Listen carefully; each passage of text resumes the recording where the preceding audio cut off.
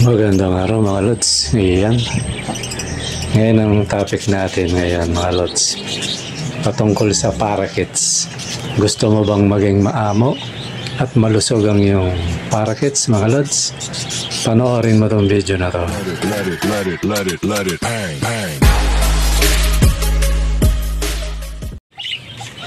Magandang araw mga Lods. Ayan, nandito na naman tayo. Ngayon ang itatopic natin mga Lods patungkol sa kung gusto mo maging malusog yung alaga mong kids or parakeets para kung magbe-breed ka maganda yung kalalabasan ng nasa kondisyon siya mga Lods. Ito yung mga pagkain na ito sa may kakayanan lang yung talagang nature nilang kinakain, lalo na nasa capture natin sila. Ito yung yung medyo social. Tapos yung version na dito sa atin sa local mga Lods. So ganito mga Lods, pag kung i-condition mo yung ibon mo, totally maganda nga to. Halimbawa pagkabili mo ng parakeets halimbawa bumili ka sa akin halimbawa lang pero pwede naman di ba mga Lods ganito yan mga Lods. Kung mag-aalaga ka ng parakeets, dapat bata pa lang nasa kondisyon na yung ibon mo. Ito patungkol sa pagkain. Pero siyempre dapat okay din yung kulungan niya, di ba Yung hindi siya suffocate kumbaga. So ngayon ito yung mga pagkain na pwede sa mga alaga mo para laging healthy siya. Kumbaga iwas sa sakit Ito yung mga gulay at saka prutas mga Lods. Ito yun. Spinach. Yan. Kasi yan, kung may mga tanim kayo nito, malay nyo, kasi nakita ko may mga bumibili sa akin. May mga kaya May mga nag-aalaga ng ganito baka hindi nila alam, pwede sa ibon nila. Kaya ko itatapik to mga Lods. Pero sa mga hindi naman kaya, edi sa palengke lang tayo mga Lods. Although sa palengke meron din to. Ayan yung binanggit ko nga, yung spinach mga Lods. Yan, ipa-plus natin sa TV yung mga klase ng gulay na yan. Tapos basil, yan, mga sosyal yan mga Lods. Pwede sa ibon yan natin. Celery, yan.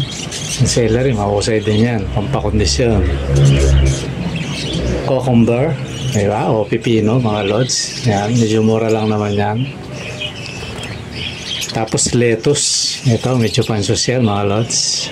Diba Tapos watercress, yan, ewan ko kung may tanim dito niya, pero alam ko may nabibili niyan Tapos parsnip, yan, mga Thailand yata ito, pero meron din dito yan, alam ko sa mga grocery. Tapos green beans, yan mga Lods. Gaya ng Baguio beans. Pero ito mga Lods, luto Pero pwede rin hilaw. Kaya lang mas nire-require to luto. Kahit half cook lang mga Lods, lutuin niya. Tapos yung yung green beans lang mga Lods Pero yung mga nauna puro hilaw yon. Tapos carrots, hilaw din yan, pwede. Tapos parsley. Yan, pwede rin hilaw yan. Broccoli mga Lods, pwede rin hilaw. Mas maganda hilaw pero yung kasi, ewan ko, basta ang nire-require luto yung green beans. Pero alam ko pwede rin hilaw yun kasi baka magtae yung ibon siguro. Ayan, broccoli, hilaw, tapos cauliflower, magkapatid yan mga Lods kaya magkamuka. Hilaw din yan. Mais, yan, sweet corn, hilaw din. Tapos itong beetroot na to, hindi ko lang kung ano tong gulay na to, kung meron ba sa atin yan. Tapos kamatis mga Lods.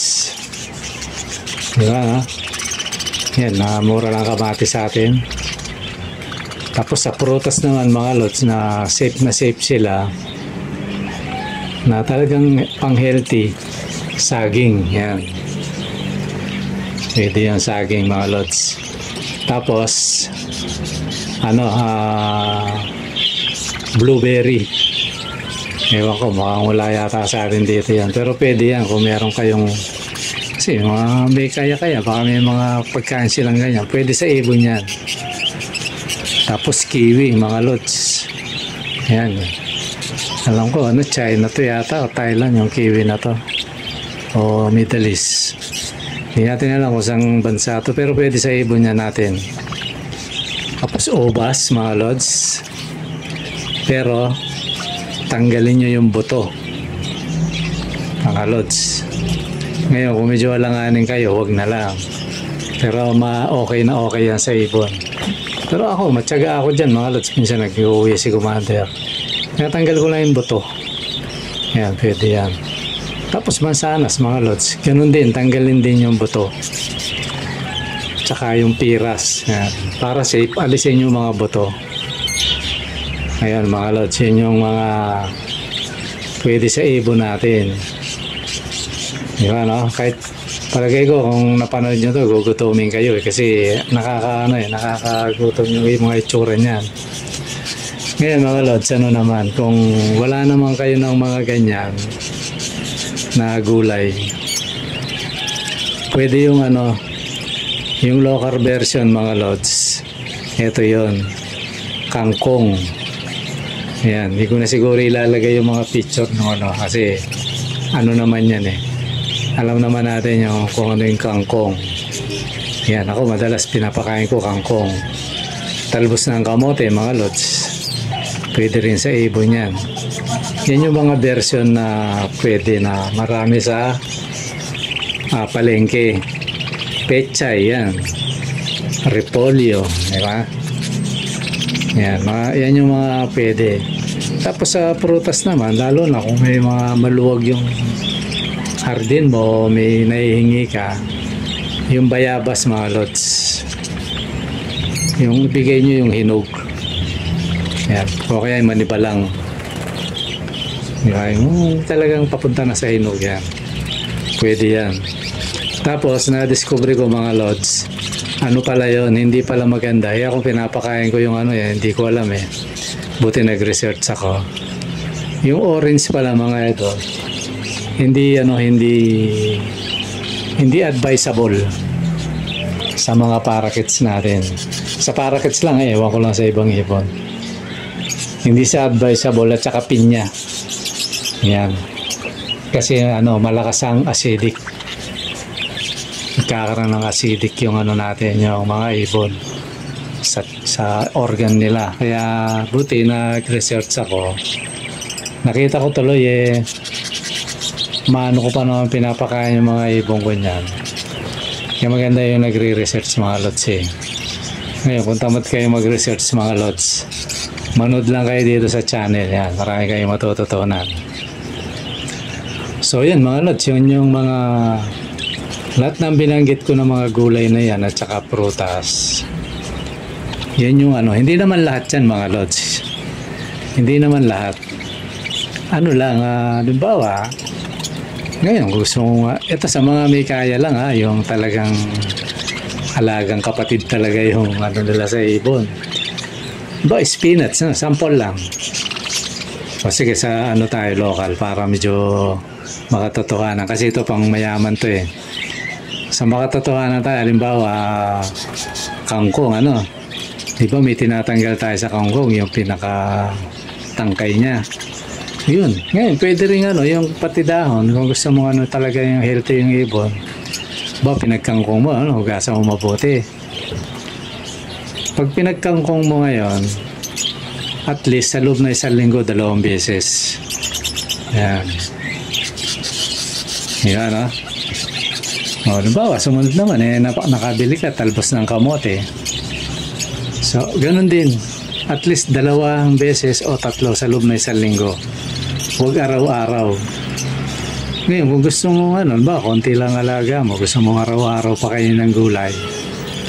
Gaya na sabi ko dati, 1 dahon lang, 1 pares, Di ba, malaki naman yung talbos ng kangkong. Sagarin mo hanggang doon sa tangkay. Yun, 1 lang yun. pwede yun araw-araw.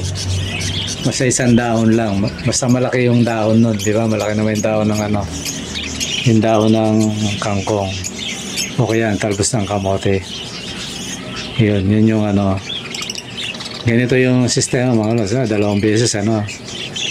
Tapos, kung sa gulay na, halimbawa ngayon, Lunes pinakain mo ng ano. Ito sa mga ano lang yung talagang gustong ikondisyon yung ibon niya. Lalo na pag UV ka, yung medyo magaang pa sa bulsa to. Lunes pinaggulay mo, kinabukasan, pwede mo pakainin ng prutas yun, mga lods. Pero wag sobra, yung ano lang, konti-konti, para hindi mabigla.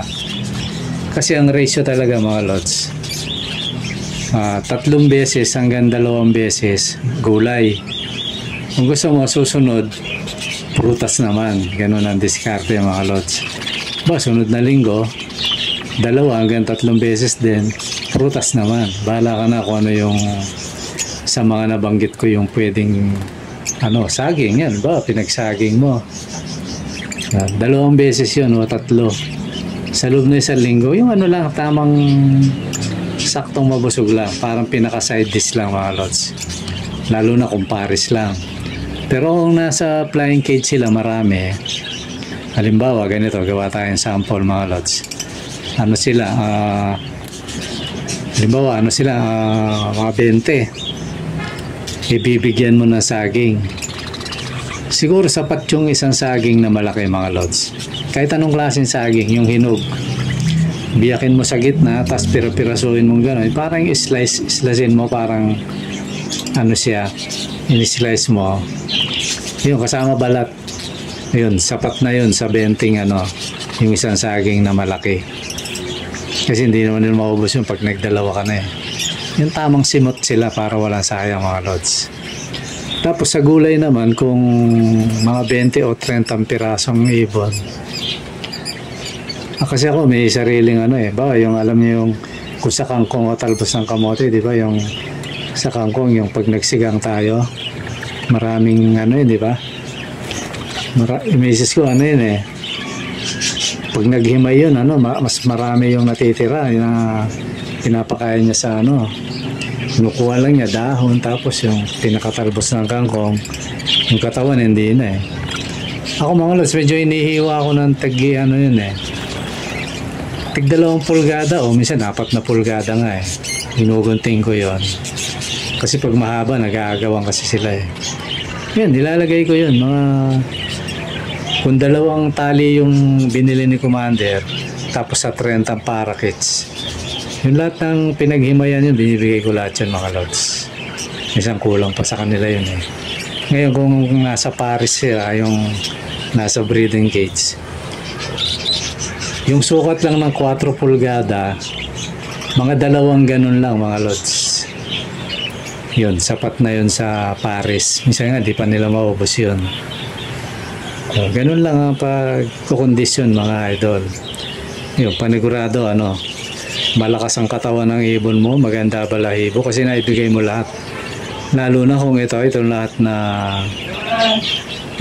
na binanggit ko na to naibibigay to, kahit hindi pa, kaya lang tayo, mahirap lang tayo.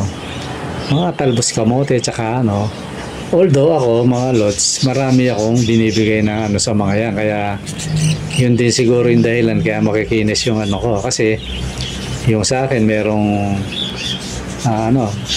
lemongrass. Ano ko sa yung lemongrass? Tanlad, Tagalog, tanlad. Namatay na yung talbos ko, kaya magtatanim muli ako ng talbos ng kamote. Dati may kangkong pa nga ako tsaka yung lukbati. Nalipol na nila, tsaka summer ngayon, mahirap Siguro magtatanim ako nito ng tawag nito, yung lukbati. Pag medyo malapit ng tag-ulan, kasi tag-ulan maganda kitanim yan Ngayon ako, meron akong talbos dito ng kamote. Ilagay ko na lang siguro sa lilim. Tatanim muli ako. Marami ako ngayon binibigay sa kanila. Yung Chinese violet. Na kung tawagin ko yung magic plant. Ayan, sagana sila, lagi kong ina-harvest yun Tapos lemongrass, mga lods. Yun yung madalas kong binibigay sa kanila. Tapos yung pag nagluto si Commander ng sinigang, yan, yung kitalbos ng kamote yan, kay kangkong, yan. Yan yung binibili ko sa repolyo. Yan mga lods. Tapos pag si Commander, nag-uwi ng ubas yun, hinihimay ko yun. Kaya lang hindi ko lahat sila napapakain. Ang binibigyan ko lang yung yung mga breeder. Pag lalo na pag konti. Pero pag maraming yung isang bunga sana sa mga lods, hindi sila lahat nabibigyan eh. Madalas ko silang bigyan, kaya lang hindi pala maganda yun mga lods. Huwag yung gagawin na yan. Yung orange, kaya dalang hita yan, kaya hindi pala siya maganda sa ibon. Ito, eksperto to, binasa ko to sa sa libro sa website. Kaya sabi ko, lagi ko pa naman binibigyan nyo. Although hindi naman marami. Pakonti-konti lang, kaya siguro hindi Kaya hindi na tatablan yung pero hindi pala maganda yan mga lods. Kaya huwag nyo nang gagawin yan. Pwede saging yan. Mansanas, piras yan. Kung medyo may pera kayo, bibigyan nyo ubas. Kamatis mga lods, maganda yan sa ibon.